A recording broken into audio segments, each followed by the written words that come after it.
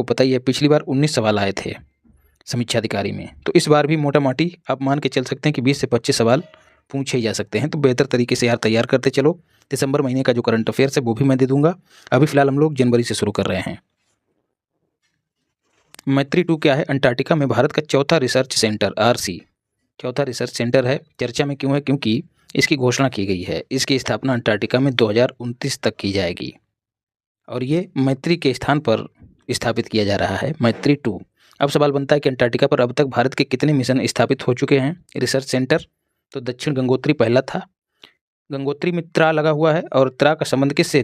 3 से या फिर 83। तो 1983 में गंगोत्री की स्थापना हुई। मैत्री 1988 में। ये जो 8 और 3 है, इस 3 को पूरा कर दीजिएगा तब आपको 88 मिल जाएगा और इस तरह से मैत्री भी याद रहेगा। भारती 2012 में स्थापित हुआ। तो ये जो मैत्री 1988 में स्थापित हुआ था, इसी के स्थान पर अब मैत्री 2 स्थापित किया जाएगा 2029 तक। आर्कटिक सागर में रिसर्च सेंटर है भारत का, उसका नाम क्या है? हिमाद्री, ये भी याद रखिएगा। आर्कटिक सागर और अंटार्कटिका आप लोग जान ही रहे हैं। आर्कटिक सागर एकदम ऊपर है और अंटार्कटिका एक महाद्वीप का नाम है, तो दक्षिणी गोलार्ध में है। मिशन 425 क्या है? साउथ कोरिया का एक जासूसी उपग्रह है। बाई फाल्कन 9 रॉकेट जो स्पेस एक्स का है, उससे इसको लॉन्च किया गया है। कहाँ से? कैलिफोर्निया से, मतलब अमेरिका से। वन नेशन वन सब्सक्रिप्शन केंद्र सरकार ने ये स्टार्ट किया, एक तरह का मिशन है। 1 जनवरी 2025 से इसकी शुरुआत हो गई है। इसकी घोषणा नवंबर 2024 में की गई थी। है क्या ये?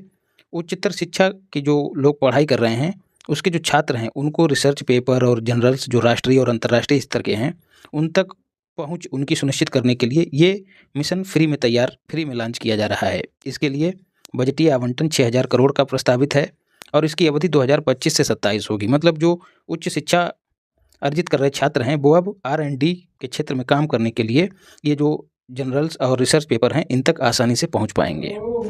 संचालन इसका कौन कर रहा है? तो UGC, उसके तहत पुस्तकालय नेटवर्क इसका संचालन कर रहा है, ये भी याद रखिएगा। इंदौर की बात करें तो विश्व का पहला ऊर्जा साक्षर शहर इसको घोषित किया गया है। इसको ऊर्जा साक्षर बनाने के लिए 100 दिन का जलवायु मिशन लॉन्च किया गया। किसकी हेल्प से? एनर्जी स्वराज फाउंडेशन की हेल्प से। काहे के लिए? कार्बन उत्सर्जन को कम करने के लिए। पहली सोलर सिटी कौन सी है? यहाँ पर देख लेते हैं, सांची। पहला सोलर गांव कौन सा है? मोढेरा कहाँ है? गुजरात में। और पहला सोलर टेम्पल या फिर मंदिर कहाँ है? कोणार्क मंदिर, उड़ीसा में। रजत वर्मा क्यों चर्चा में? DBS बैंक इंडिया के CEO नियुक्त किए गए हैं। ये है कहाँ बैंक? ये सिंगापुर में है और इसकी फुल फॉर्म क्या है? डेवलपमेंट बैंक ऑफ SGP बोले तो सिंगापुर।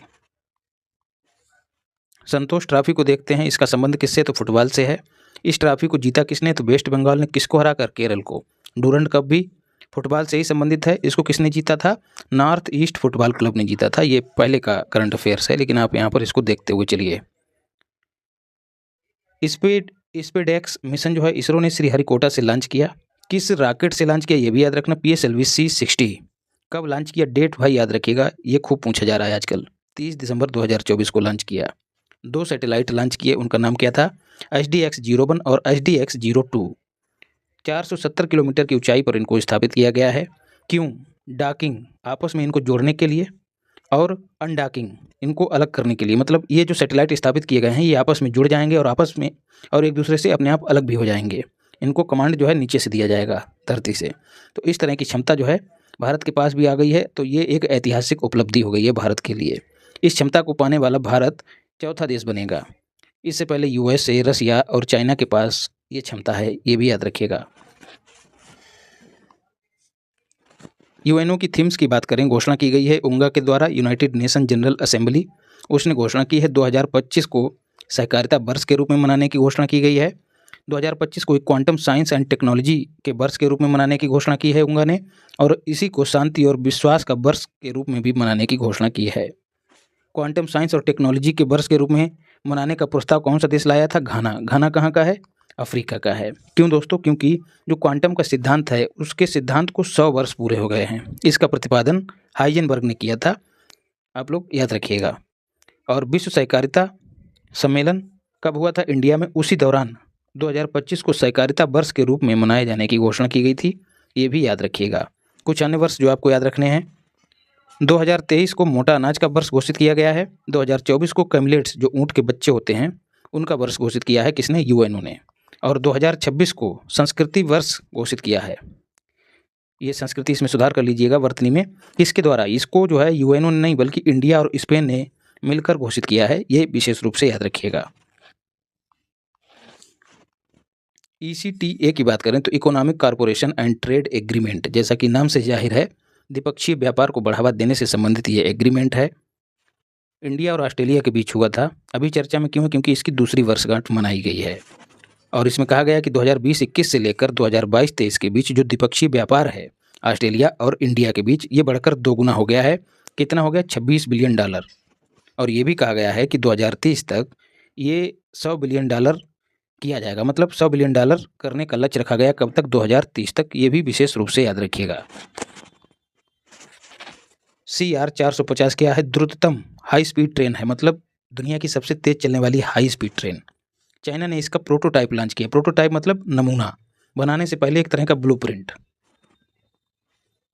भोपाल गैस ट्रेजेडी आप लोगों ने खूब इसको पढ़ा होगा, एनवायरनमेंट में भी पढ़ा होगा। चर्चा में क्यों है? क्योंकि रासायनिक इसका जो कचरा है उसको समाप्त करने की प्रक्रिया स्टार्ट कर दी गई है। यूनियन कार्बाइड कंपनी से 3 दिसंबर 1984 को मिथाइल आइसोसाइनेट मिक उसका रिसाव हुआ था, जिसके चलते लगभग 5000 लोग जो हैं वो भोपाल में मारे गए थे, काल के गाल में समा गए थे। तो ये जो कचरा उस समय जब रिसाव हुआ था तो उसको अब समाप्त किया जाएगा। कहाँ? धार जिले के पीथमपुर में, याद रखिएगा, पीथमपुर में। और ये जो यूनियन कार्बाइड कंपनी ये कहाँ की थी? अमेरिका की थी, ये भी याद रखिएगा। और इसकी फुल फॉर्म पूछ ली जाती मिथाइल आइसोसाइनेट, ना कि मिथाइल आइसोसाइनाइड। केसलर सिंड्रोम एक परिकल्पित परिघटना है। इसका प्रस्ताव जो है केसलर नामक एक नासा के वैज्ञानिक ने 1978 में दिया था। हाल फिलहाल में ये खूब चर्चा में है। क्यों? क्योंकि दिन ब दिन विभिन्न देश जो है सैटेलाइट लॉन्च कर रहे हैं। इससे क्या हो रहा है? अंतरिक्ष में कचरा बढ़ रहा है। तो ये क्या है? उपग्रहों की टक्कर से जो अंतरिक्ष कचरा है वो बढ़ रहा है, इससे संबंधित है केसलर सिंड्रोम। अब इसको सिंड्रोम क्यों कहा गया है? सिंड्रोम एक ऐसा टर्म है जो कई कारकों से उत्पन्न होने वाली समस्या के लिए दिया जाता है। ठीक है, मतलब जैसे बीमारी में देखते हैं तो कई बीमारियां एक साथ हो जाती हैं, कई लक्षण उसमें पाए जाते हैं बीमारी में। तो केसलर सिंड्रोम का संबंध किससे है? अंतरिक्ष कचरे से है। सृजन क्या एक एप्लीकेशन है लॉन्च बाई पंजाब सरकार। क्यों? मातृ मृत्यु दर में कमी लाने के लिए और शिशु देखभाल को बढ़ावा देने के लिए। इससे पहले मिशन निश्चय भी पंजाब सरकार के द्वारा चलाया गया था, पंजाब को नशा मुक्त करने के लिए। युनसुक सियोल कौन है? साउथ कोरिया के राष्ट्रपति हैं, नहीं थे। इन्होंने मार्शल लॉ लागू किया था अपने यहाँ, तो न्यायालय ने इन्हें गिरफ्तार करने का आदेश दे दिया। मतलब इनके द्वारा जो कदम उठाया गया वो गैर कानूनी था और इनको गिरफ्तार करने का आदेश दिया गया। उसके बाद ये पद से हटा दिए गए। फिर कार्यवाहक राष्ट्रपति नियुक्त हुए हान डक। इनके खिलाफ भी महाभियोग पारित हो गया है, इसलिए ये चर्चा में है। युनसुक योल और हान डक दोनों का संबंध कहाँ से है? साउथ कोरिया से। ब्लैक सी की बात करें तो तेल का रिसाव हुआ है। तेल का रिसाव आप लोग पता ही है, आप लोगों को पता ही है, टैंकरों से हो जाता है कच्चे तेल का रिसाव। तो रसिया ने संघीय आपातकाल घोषित कर दिया है। इस रिसाव से कर्च जल संधि भी प्रभावित हुई है। तो यहाँ पर देख लेते हैं, सबसे ऊपर है एजोब सी। ठीक है, ये किसके बीच है? रूस और यूक्रेन के बीच। इस एजोब सी को कौन जोड़ता है? कर्च संधि किससे जोड़ती है? ब्लैक सी से। ठीक है, और ब्लैक सी को मरमरा सी से कौन जोड़ता है? बास्फोरस जल संधि, याद रखिएगा। तो ये संधियां अक्सर पूछ ली जाती हैं, इसलिए जहन में बिठा लीजिएगा। पेरू पर्यावरणीय आपातकाल पेरू ने भी घोषित कर दिया है अपने यहाँ। काहे के कारण? कच्चे तेल के रिसाव के कारण 90 दिन का आपातकाल घोषित किया है। राजधानी है लीमा और यहाँ एक सभ्यता थी इंका सभ्यता, उसका ये स्थान भी है पेरू, याद रखिएगा। और लीमा में अंतर्राष्ट्रीय आलू संस्थान भी है, ये भी याद रखिएगा। जिमी कार्टर जो है वो यूएसए के 39वें राष्ट्रपति थे। शांति का नोबेल इनको मिला था। चर्चा में क्यों है? क्योंकि निपट गए हैं। 100 साल की आयु में इनका निधन हुआ है। ये एक बीमारी से ग्रस्त थे, उसका नाम था मेटास्टेटिक मेलेनोमा कैंसर, एक तरह का कैंसर का प्रकार था, उससे ग्रस्त थे। और इनकी मां ने इंडिया के एक गांव में नर्स के तौर पे काम किया था। ये कथन भी याद रखिएगा। खूब कथन पूछे जा रहे हैं दोस्त, इसलिए ये सब चीज़ें दिमाग में बिठाते हुए चलिए। और जिस गाँव में रहती थी, काम किया था, इन्होंने सेवाएँ दी थी, उसका नाम रखा गया था कार्टरपुरी। कार्टरपुरी। गंभीर प्रकृति की आपदा वायनाड में जो भूस्खलन हुआ था उसको घोषित कर दिया है किसने? केंद्र ने। अब क्या होगा? अब केंद्र सरकार इसको हेल्प करेगी। तो राज्य सरकार और केंद्र सरकार दोनों इस पर खर्च करेंगी, जो पुनर्वास वगैरह है उसको अंजाम देंगी। और बड़े पैमाने पर जब क्षति होती है तब इस तरह की आपदा को गंभीर प्रकृति की आपदा घोषित किया जाता है। राष्ट्रीय आपदा की जब बात आती है तो इसका स्तर और बढ़ जाता है और यहाँ पर केंद्र महत्वपूर्ण भूमिका में आ जाता है। लेकिन गंभीर प्रकृति की आपदा में केंद्र और राज्य दोनों शामिल हैं, याद रखिएगा। वानुआतू प्रशांत महासागर का एक देश है। यहाँ पर नवंबर में भूकंप आया था। अभी चर्चा में क्यों है? क्योंकि इंडिया ने $5 लाख की हेल्प जो है वो इस देश की करने की घोषणा की है, याद रखिएगा। आरिफ मोहम्मद बिहार के 42वें राज्यपाल बनाए गए हैं। शपथ किसने दिलवाई है? विनोद चंद्रन, जो पटना हाईकोर्ट के चीफ जस्टिस हैं। इन्होंने स्थान लिया किसका? राजेंद्र विश्वनाथ का। और ये राजेंद्र विश्वनाथ अब केरल के राज्यपाल हो गए हैं, ये भी याद रखिएगा। मतलब एक तरह से अदला बदली हो गई है। मॉन्टेनेग्रो एक यूरोपीय देश है। 3 दिन का इसने राष्ट्रीय शोक घोषित किया। क्यों? क्योंकि एक बंदूकधारी ने एक गांव में 11 लोगों की जान ले ली। काम्या कार्तिकेयन सबसे कम उम्र की पर्वतारोही हैं। अभी चर्चा में क्यों है? क्योंकि जो दुनिया के 7 महाद्वीप हैं, इन 7 महाद्वीपों की जो सर्वोच्च चोटियां हैं उनको फतेह किया है। लगभग 17 वर्ष की हैं। इतनी कम आयु में इन्होंने सभी ऊंची चोटियों को फतेह कर लिया है। कहाँ की हैं? तो महाराष्ट्र की हैं। इन चोटियों में माउंट एवरेस्ट एशिया की हो गई, किलिमंजारो अफ्रीका की हो गई, एल्ब्रुस यूरोप की हो गई, एकांकागुआ साउथ अमेरिका की हो गई, और नॉर्थ अमेरिका की कौन सी है ये आप लोग बताइए, हम नहीं बताएंगे। माउंट कोसियास्को ऑस्ट्रेलिया की हो गई और माउंट विंसेंट मैसिफ ये अंटार्कटिका की हो गई। स्वार क्या है? एक स्पीच एंड रिटिन एनालिटिक रिसोर्स इसकी फुल फॉर्म है, एक तरह का पोर्टल है। भूपेंद्र पटेल जो कि गुजरात के सीएम है, उन्होंने लॉन्च किया है। भाषा बाधाओं को दूर करना, जो सरकारी कामकाज है उसमें जो भाषा को लेकर बाधाएं उनको दूर करना इसका उद्देश्य है। मतलब ई गवर्नेंस को बढ़ावा देगा। ई गवर्नेंस में क्या होता है? सरकार की लागत कम हो जाती है, जो भी उसकी गतिविधियां होती हैं उन पर जो खर्च होता है वो कम हो जाता है और सरकार में नागरिकों की भागीदारी बढ़ती है।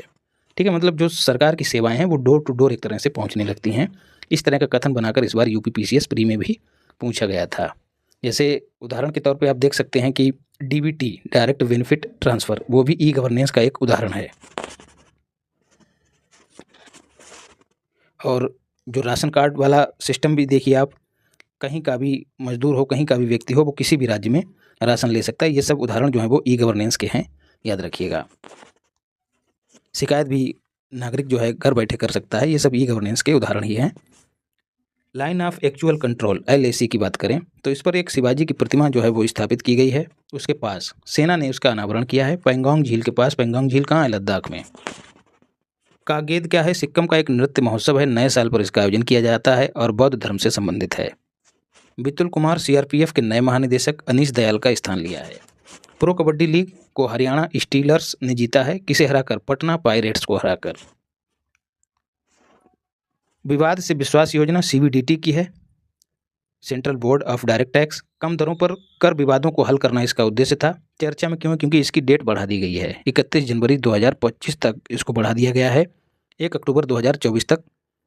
1 अक्टूबर 2024 को ये शुरू की गई थी। मतलब क्या है कि अगर आप पे ज़्यादा टैक्स है तो सरकार बातचीत करके कुछ रियायत आपको देकर ऑफर करेगी रियायत, और आप कम से कम टैक्स जो है वो जमा करके मुक्ति पा सकते हैं। Steel authority of India limited क्यों चर्चा में है? सेल।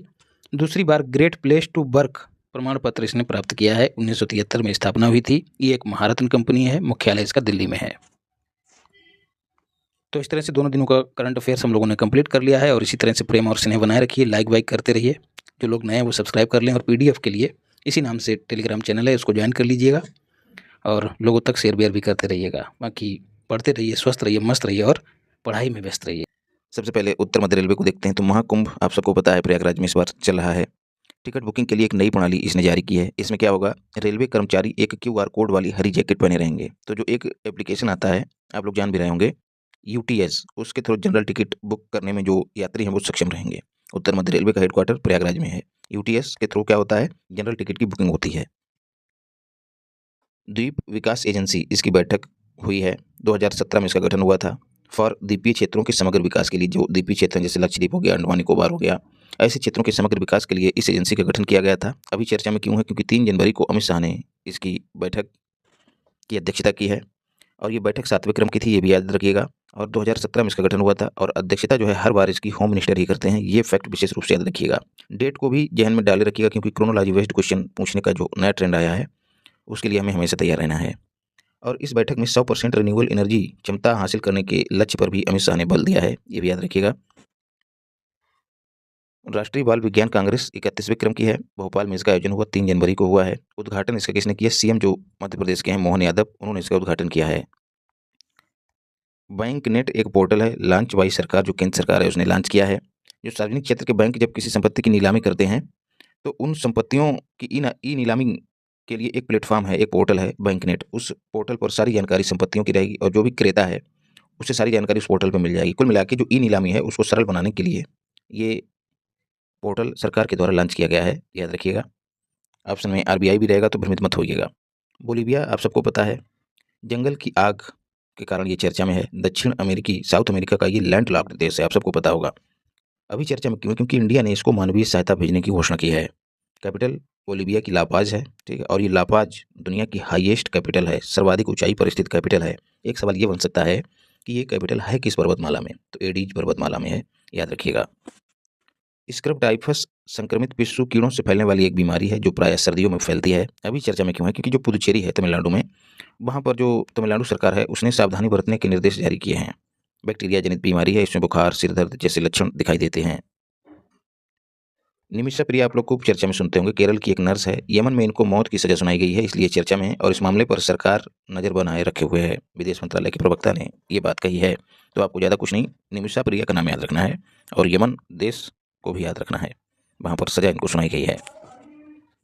वेदांत की अंतर्राष्ट्रीय कांग्रेस 3 जनवरी को उद्घाटन, यू का मतलब उद्घाटन है, वाई जेडी बोले तो जगदीप धनखड़ के द्वारा किया गया। कहाँ? जेएनयू, जवाहरलाल नेहरू यूनिवर्सिटी में। क्रम कौन सा है? तो 27वां क्रम। दोस्तों अब हम लोग इसी तरह से डे टू डे कोशिश करेंगे अचूक मार्क सामग्री को तैयार करने की, ताकि करंट अफेयर्स का जो हवा है वो हम लोगों पे हावी ना हो पाए। और कोशिश थी कि आज आप लोगों को लाइव क्लास दी जाए, लेकिन कुछ समस्याएं थी, इस वजह से लेट भी हो गई क्लास और उस फॉर्मेट में मिल भी नहीं पाई। आप लोगों की क्या राय है कमेंट बॉक्स में बताइएगा। और यार लाइक वाइक करते चलो, शेयर भी कर दिया करो, है ना। टेलीग्राम चैनल है, इसी नाम से उसको ज्वाइन कर लेना। इंडिया में स्टार्टअप यूनिकॉर्न को लेकर एक घोषणा की गई है, जो वाणिज्य और उद्योग मंत्री हैं पीयूष गोयल, उनके द्वारा कहा गया कि 110 से अधिक स्टार्टअप यूनिकॉर्न स्टार्टअप इंडिया में हैं और ऑल ओवर वर्ल्ड में इंडिया का स्टार्टअप के मामले में तीसरा स्थान है। यूनिकॉर्न उन कंपनियों को कहते हैं, उन स्टार्टअप्स को कहते हैं जिनका मार्केट कैपिटलाइजेशन $1 बिलियन से अधिक हो। सुपोषित माँ अभियान कोटा राजस्थान में है। ओम बिरला और उप सीएम वहाँ की कौन है? दिया कुमारी राजस्थान की। सुपोषित माँ अभियान के तीसरे चरण का शुभारंभ किया, किस तारीख को किया? 3 जनवरी को। इसका उद्देश्य क्या होता है? गर्भवती फीमेल्स और शिशुओं में पोषण को बढ़ावा देना इसका उद्देश्य होता है। पहला चरण इसका कब शुरू हुआ था? सवाल ये भी बन सकता है। तो 8 मार्च 2020 को। अब आपको बताना है कि 8 मार्च को कौन सा दिवस मनाया जाता है, अंतर्राष्ट्रीय दिवस। मोस्ट इंपॉर्टेंट है भैया, कमेंट बॉक्स में फटाक से बताओ। तो ये पहला चरण बाई महिला और बाल विकास मंत्रालय, इसको शॉर्ट फॉर्म में लिखा है, समझ जाइएगा, इसके द्वारा शुरू किया गया था। प्रधानमंत्री मातृ वंदन योजना, राष्ट्रीय पोषण अभियान, इन सब का हिस्सा है ये माँ अभियान। HMPV क्या है दोस्त? ह्यूमन मेटा न्यूमो वायरस है, एक वायरस है जिसमें फ्लू जैसे लक्षण दिखाई देते हैं। चाइना में फैला है, इसलिए चर्चा का विषय है। अभी भारत में क्यों चर्चा का विषय? क्योंकि सरकार ने इसको गैर चिंताजनक बताया। का हमारे पास पूरी इससे लड़ने की व्यवस्था, ऑक्सीजन सिलेंडर वगैरह, दवाई वाई सब है हमारे पास, कोई चिंता की बात नहीं है। तो नाम याद रखना, HMPV। खो खो विश्व कप पहला है, आयोजन कहाँ हो रहा है? इस बार हो रहा है इंदिरा गांधी स्टेडियम। यह है कहाँ? नई दिल्ली में है। कब से कब आयोजन हो रहा है? क्रोनोलॉजी के लिए याद रखिए, 13 से 19 जनवरी 2025। 13 से और क्या हो रहा है? 13 से कुंभ का पहला अमृत स्नान, जो शाही स्नान हुआ करता था शब्द, उसको अब अमृत स्नान शब्द से स्थानांतरित कर दिया गया है। तो 13 को ही कुंभ का पहला स्नान है और 13 का ठीक डबल कर देना 26 फरवरी को कुंभ का अंतिम अमृत स्नान है, याद रखिएगा। तो 13 से 19 जनवरी 2025 के बीच आयोजन हो रहा है। इसमें 21 मेल्स और 20 फीमेल्स टीमें भाग ले रही हैं, ठीक है। चर्चा क्यों है? अभी ट्रॉफी और इसके शुभंकर का अनावरण किया गया। इसमें जो मेल ट्रॉफी है उसका कलर नीला है और फीमेल ट्रॉफी है उसका कलर हरा है। शुभंकर इसका तेजस और तारा है। सावित्री, तेजस स्पीड का द्योतक है और तारा जो है आकांक्षा दिशा का द्योतक है, याद रखिएगा। सावित्री बाई फुले, BF का मतलब है बाई फुले। 3 जनवरी को इनकी जयंती मनाई जाती है। ज्योतिबा फुले की वाइफ थी। इनकी एक प्रसिद्ध पुस्तक है जो प्रायः पूछ ली जाती है, अगर आपको पता हो तो कमेंट बॉक्स में टिप दो। 1848 में इन्होंने इंडिया का पहला गर्ल्स स्कूल स्थापित किया था। कहाँ किया था? ये विशेष रूप से याद रखिएगा, पुणे में, और ये वर्ष भी याद रखिएगा। कार्ड, इन्हें क्या और कहा जाता है? इंडिया की पहली वुमेन टीचर कहा जाता है। NIA आप सबको पता होगा, नेशनल इन्वेस्टिगेटिंग एजेंसी। 2024 में इसने मामले सुलझाए और उन मामलों में 100% सजा दर हासिल की है, मतलब मामले सुलझाए और सजा भी दिलवाई। इसकी स्थापना NIA एक्ट 2008 के तहत 2008 में की गई थी। क्योंकि अधिनियम बना की स्थापना की गई थी तो ये एक वैधानिक संस्था है। अब आपको बताना है कि नीति आयोग कैसी संस्था है? संवैधानिक संस्था है, वैधानिक संस्था है या अवैधानिक संस्था है? जाओ दौड़ के और कमेंट बॉक्स में बताओ। फॉर आतंकवाद और जो देश विरोधी अपराध हैं उनकी जांच करने के लिए, जांच करके सजा दिलाने के लिए इसकी स्थापना की गई थी। हेडक्वार्टर इसका दिल्ली में है और 2 क्षेत्रीय कार्यालय भी हैं भैया, अच्छे से याद कर लो। एक तो जम्मू में है और दूसरा गुवाहाटी में है। निमहंस इंपॉर्टेंट है, national institute of mental health and neuro sciences, जैसा कि नाम से जाहिर है मानसिक स्वास्थ्य सुनिश्चित करने के लिए एक इंस्टीट्यूट है। कहाँ? याद रखना, बेंगलुरु में। चर्चा में क्यों है? क्योंकि इसने अपनी गोल्डन जुबली मनाई। और क्यों चर्चा में है? क्योंकि द्रौपदी मुर्मू ने यहाँ पर जाके संबोधन किया है। ठीक है, तब सवाल बनता है कि संबोधन किया किस डेट को? तो 3 जनवरी को किया है। स्थापना इसकी कब हुई थी? 1954 में। अब सवाल बनता है कि गोल्डन जुबली कितने वर्ष पे मनाई जाती है? तो स्थापना के जब 50 वर्ष पूरे होते हैं ना, तब उसको गोल्डन जुबली कहा जाता है। तो इसलिए इंपॉर्टेंट है। 50 वर्ष, 100 वर्ष, ऐसे वर्ष जब पूर्ण होते हैं, 75 वर्ष, तब वो चीज़ इंपॉर्टेंट हो जाती है। तो निमहंस को याद रखिएगा। सौबा मिशन जो है इसरो का लॉन्च होगा जनवरी 2025 में ही लॉन्च करेगा इसरो। अब लॉन्च करेगा तो कौन रॉकेट भी होगा? तो GSLV F-15 या फिर इसको NBS-02 भी नाम दिया गया है। इस रॉकेट के जरिए लॉन्च करेगा। उपग्रह का नाम क्या होगा? IRNSS-1K, नाम भी याद रखना। और ये 99 और ये सौबा मिशन मतलब 100वीं उड़ान है, होगी इसरो के द्वारा रॉकेट की किसी। 99वीं उड़ान कौन सी थी? तो PSLV C-60 रॉकेट की 99वीं उड़ान थी और इसके जरिए स्पेसएक्स मिशन को लॉन्च किया गया था। पिछली क्लास में हमने पढ़ा है। MDC पुरस्कार, मेजर ध्यानचंद पुरस्कार की बात हो रही है। खेलों का सर्वोच्च पुरस्कार है। पिछले 4 सालों में ये भी याद रखिएगा, 4 सालों में जो खिलाड़ी हैं उन्होंने कौन सा योगदान दिया, किस स्तर का योगदान दिया, उसको रेखांकित करने के लिए दिया जाता है। 1991 में इसकी शुरुआत हुई थी, तब इसका नाम हुआ करता था राजीव गांधी खेल रत्न पुरस्कार, RGKRP। 2021 में इसका नाम बदला गया, MDCKRP कर दिया गया, मेजर ध्यानचंद खेल रत्न पुरस्कार इसका नाम कर दिया गया। इसके तहत 25 लाख रुपए इनाम के तौर पे दिए जाते हैं। अभी चर्चा में क्योंकि 4 लोगों को दिया जाएगा ऐसी घोषणा की गई है। ये 4 खिलाड़ी कौन कौन से हैं? हरमनप्रीत सिंह, ये हॉकी के कप्तान रहे हैं। Praveen Kumar high jump para खिलाड़ी हैं। D गुकेश, ये शतरंज चैंपियन है भारत के। मनु भाकर, ये शूटिंग से संबंधित हैं। इन्होंने पेरिस ओलंपिक में 2 ब्रॉन्ज जीते हैं। घोषणा इसकी कौन करता है? तो खेल मंत्रालय ने घोषणा की है। प्रदान कौन करता है? तो द्रौपदी मुर्मू प्रदान करती हैं, मतलब राष्ट्रपति प्रदान करता है, राष्ट्रपति भवन में प्रदान करता है। और किस डेट को प्रदान किए जाएंगे? तो 17 जनवरी। डेट भैया ध्यान में डाल लेना अच्छे से। हरमनप्रीत सिंह को सरपंच साहब के नाम से भी जाना जाता है, ये भी याद रखिएगा। 32 खिलाड़ियों को अर्जुन पुरस्कार देने की घोषणा की गई। ठीक है, अर्जुन पुरस्कार के लिए राशि कितनी है? 15 लाख रुपए। और एक चीज़ आपको नोट के तौर पे याद रखनी है कि किसी भी क्रिकेटर को इस बार ना तो अर्जुन पुरस्कार दिया गया और ना ही खेल रत्न पुरस्कार दिया गया। अर्जुन पुरस्कार लाइफ टाइम अचीवमेंट पुरस्कार पहली बार दिए जा रहे हैं। किसको दिया गया? सुच्चा सिंह को दिए जाने की घोषणा की गई, जो कि एथलीट हैं, और मुरलीकांत पाटेकर, जो कि एक पैरा तैराक हैं, उनको दिए जाने की घोषणा की गई है। KM3 नेट क्या है? न्यूट्रिनो टेलीस्कोप की एक टेलीस्कोप है। ठीक है, भूमध्य सागर में इनकी स्थापना की गई है। 2 टेलीस्कोप हैं, इनकी स्थापना भूमध्य सागर में की गई है। नेट का मतलब यहाँ पर न्यूट्रिनो ही है। ठीक है, फॉर न्यूट्रिनो का अध्ययन करने के लिए। इससे पहले न्यूट्रिनो का अध्ययन करने के लिए चाइना ने एक मिशन लॉन्च किया था, उसका नाम क्या था? जूनो मिशन, ये भी याद रखिएगा। UNFCCC क्यों चर्चा में है? क्योंकि इसने एक रिपोर्ट जारी की है। अब सवाल यहाँ पर ये बनता है कि इसकी फुल फॉर्म क्या है? United nation framework convention on CC मतलब क्लाइमेट चेंज। अच्छे से याद कर लेना, ये भी पूछ लिया जाता है। रिपोर्ट जारी की इसने और कहा है कि इंडिया ने 2020 में जो ग्रीन हाउस गैसें हैं उनके उत्सर्जन में पिछले वर्ष की तुलना में 7.93% की कमी दर्ज की है। और बात करें 2005 से 2020 के बीच के समय में कितनी कमी दर्ज की? तो 36% की कमी दर्ज की है। ये फैक्ट भी याद रखिएगा। तो 7.93% और 36%। UNFCCC की बात करें तो 1994 में इसका गठन हुआ था। हेडक्वार्टर इसका बान में है। अब बान किस देश में है आपको बताना है। और इसकी पहली बैठक, अच्छा इसकी बैठक को क्या कहा जाता है? कोप, कॉन्फ्रेंस ऑफ पार्टीज। तो इसकी पहली बैठक बर्लिन में हुई थी। COP 29 कहाँ हुआ है? बाकू में हुआ है। COP 30 के बारे में आपको बताना है। 2024 को 1901 के बाद दूसरा गर्म वर्ष घोषित किया है किसने? भारतीय मौसम विज्ञान विभाग ने। फ्लाइट में वाईफाई की सुविधा कौन सी कंपनी दे रही है? Air India. घरेलू उड़ानों में सुविधा देने वाली पहली कंपनी बनी है एयर इंडिया। वाईफाई की फुल फॉर्म आपसे पूछ ली जाती है। आर वाले तो विशेष रूप से याद रखें, वायरलेस फिडेलिटी इसकी फुल फॉर्म होती है। इससे पहले उड़ान कैफे की शुरुआत की गई है कहाँ? कोलकाता में। ये भी फैक्ट याद रखिएगा। एयर इंडिया का पुराना नाम टाटा एयरलाइन हुआ करता था। तो इस तरह से 3 और 4 जनवरी के लिए हमने करंट अफेयर्स कंप्लीट कर लिया है। वीडियो अच्छी लगी हो तो लाइक करो, शेयर करो, अगर नए हो तो सब्सक्राइब करो। मिलते हैं अगली क्लास में। धन्यवाद। राधे राधे। जय श्री कृष्ण।